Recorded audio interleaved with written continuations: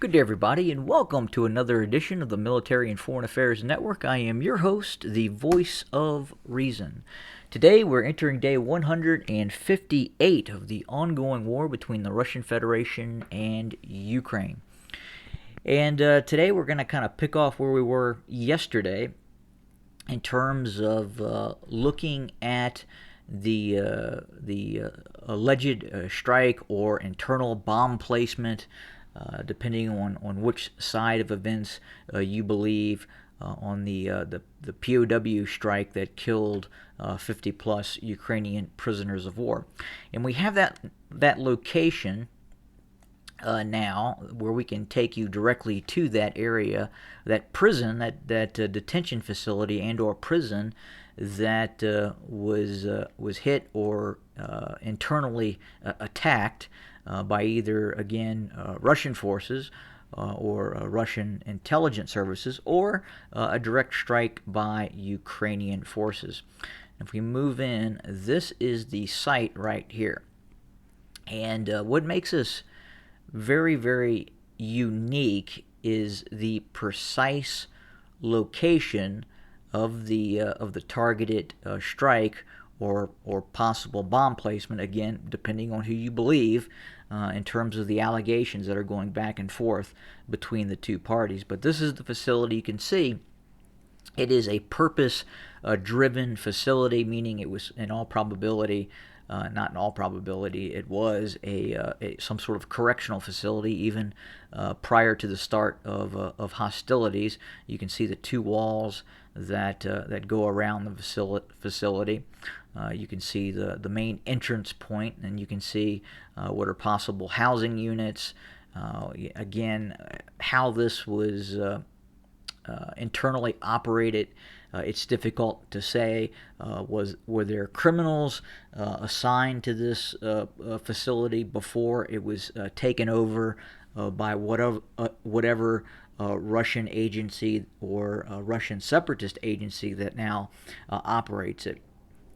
Is the area in question that was hit, which is this building right here. So the question is this entire facility a prisoner of war facility now, or were the Ukrainian service personnel being held in this annex, and other prisoners were being held in other areas, general prisoners, meaning people who have committed crimes against other people? But we don't know the answer to that. But what we do know from actual satellite evidence is that the strike or the alleged bomb placement was very, very precise, and it was in this locale right here. This is the only area of damage that you see in this kind of like this white annex building that is attached to maybe this older structure that maybe had pre-existed prior to the building of this annex here, just to the it would be the south of the building in the northwest quadrant of the facility. But so it's difficult to say. Initially, when I looked at the satellite evidence, it looks like it was a very, very precise, or it could have been a very precise, some sort of rocket attack, and yeah, most likely a HIMARS, given the accuracy of the strike that took place in this facility. Now, the Ukrainians are claiming that the Russians set off a improvised explosive device or some sort of a bomb in the building itself, thus causing the damage. And again, we won't know. We may never know, quite honestly, who conducted said attack and the whole why behind it. But at the same time, I have to ask, if the Russians wanted these guys dead, why would it be such a sloppy attack? I mean, they could have taken these maybe 200 or so individuals, 100 individuals. It sounds like 50 were killed, about 70 plus were injured. Again, we don't know. We don't have all those details yet. I've heard one report of 70, another report of 120, 140 dead, 150 plus killed. So if the Russians wanted these guys dead, I would assume they would just have taken them out and shot them, or something along those lines, as opposed to conducting some sort of mission where you're going to bring a bomb in and then detonate the bomb in this building. You got to understand, these correctional facilities are incredibly controlled environments, and generally speaking, they're not going to be Russian military personnel who are watching over these prisoners. They're some sort of correctional agency or prison agency that is in charge of these prisoners once they're handed over to the prison system, so to speak. And generally speaking, they have very, very controlled procedures for entering these facilities. It's just not something where you could have an FSB group come in and plant a bomb and then leave, because this prison is being manned by these correctional professionals inside of the building. So that component of it leads me to second guess that. But again, is it possible it was some sort of clandestine Russian mission that was enacted here? Possibly, but again, we won't know. And again, if it was a rocket strike, all indications are that it was a very, very precise, indicative of a HIMARS strike. Again, the only building that was hit was that building right there. And so it was very, very interesting that that occurred. But and then compounding that, kind of throwing the ball back into the Russians' corner. If the Russians want these guys dead, well, they killed 50 of them, 70 of them are still alive. So it's difficult to say, well, that's what occurred, because if that was the mission, was to exterminate this group of whatever they were, Azov fighters. That's what it sounds like at this point.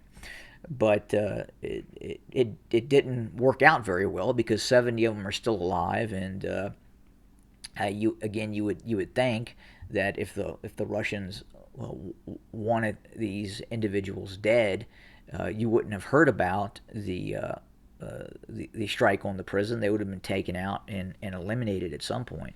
And the correctional facility, which is located here, is really kind of out in the middle of nowhere. It's some distance from the main town here, and it's just kind of, as a lot of correctional facilities are, they sit out because they tend to be eyesores and people don't want to traditionally live near them.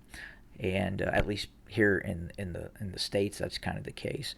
But it's difficult to say again what actually occurred, and I guess maybe we'll find out, maybe we won't.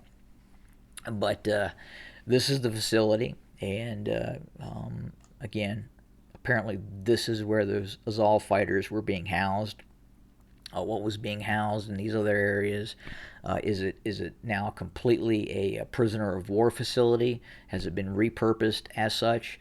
Again, difficult to say at this point, because we just don't know. We really don't know at this point. But that is the facility in question that was struck.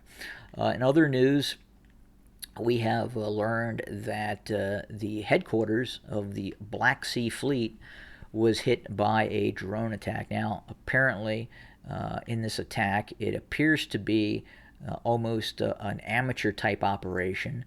It appears to have been a drone that one could purchase, a civilian type of drone, and whoever launched said attack had put explosives on this normal civilian type of drone, and then launched this attack into the headquarters of the Russian Black Sea Fleet. So again, it doesn't look like it was a directed strike by Ukrainian forces over long distance from Ukrainian held territory, given the size of the drone. And obviously, if it had been a larger drone, or cruise missile, the damage would have been much more in terms of the target that it struck. But we understand it blew out some windows and wounded a few people, but other than that, did not cause a lot of damage.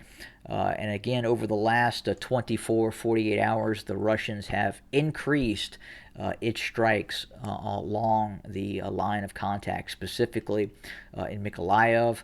We know that Russian artillery has been hitting targets in and around Mykolaiv over the past 24 hours, and very, very heavy strikes have been reported against targets in and around Mykolaiv. Obviously, heavy fighting continues to take place both in the western bank on the Dnieper River. Some folks are calling this now the new Russian Stalingrad, in terms of the Russian desire not to see Ukrainian forces reclaim control of one, Kherson, but any more of the footprint that the Russians now control. We do know the Russians have continued to move forces into the western bank of the Dnieper River to continue its defense of this area from Ukrainian forces. We think the main area where Russians are supplying its forces are coming from this dam locale. And again, this is a very, very difficult target for the Ukrainians to obviously target and destroy. And we also understand that multiple pontoon bridges have been set up by Russian forces at various points along the Dnieper River, and we understand that the Ukrainians, being provided with Western intelligence, have been attempting to strike some of those pontoon bridges, but the Russians, as they are struck, continue to rebuild at different locales and continue to supply its forces on this western bank of the river. We continue to see vicious fighting and vicious heavy artillery exchanges taking place along the eastern front towards Kramatorsk, Sloviansk, and specifically towards Bakhmut as well. And that fighting rages as we speak, as the Russians continue to press on with its methodical drive towards the eventual seizure of the town of Bakhmut. Obviously, we have heard about Russian strikes that have killed civilians located in areas of the Ukraine, to include areas such as Kharkov and other areas, really kind of all over Ukraine. Unfortunately, we have seen civilian casualties. At the same time, we have seen an uptick in Ukrainian strikes as well against targets in the city of Donetsk. And Russian supporting civilians have been killed in these strikes as well. Now, you don't hear about this much, obviously, in mainstream media, especially here in the West. You only hear about, or tend to hear about, the Ukrainian casualties, which is unfortunate. Obviously, any sort of civilian deaths is very unfortunate. But at the same time, you are also seeing Russian civilians or Russian supporting civilians who live in Donetsk also being killed by these Ukrainian strikes. So I just wanted to kind of point that out, because it is happening, and it is omnipresent in this conflict right now, given the nature of this conflict. It is taking place in urbanized areas where civilians are still living, and when you have this type of war, you are going to see civilian casualties. But are we seeing the Russians carpet bombing areas? No, we have not seen major strikes inside of Kiev. If the Russians had wanted to, they could have done tremendous amount of damage, and the loss of civilian lives on the part of the Ukrainians would be incredible if the Russians had really desired to hit the city and just and bomb the hell out of it. But they have not done that yet. So we'll continue to monitor, report, and watch what is happening in the ongoing conflict. Obviously, we're watching a couple of different things right now as this conflict continues. Who would have thought, we would be this many days into the conflict when initial reports, especially out of sources in the Pentagon, indicated that the conflict could last no more than a few days. So very, very interesting how events have changed and ultimately turned out. But again, we will continue to cover, report, and bring you more content for your consumption. Thanks for joining us. Have a good day.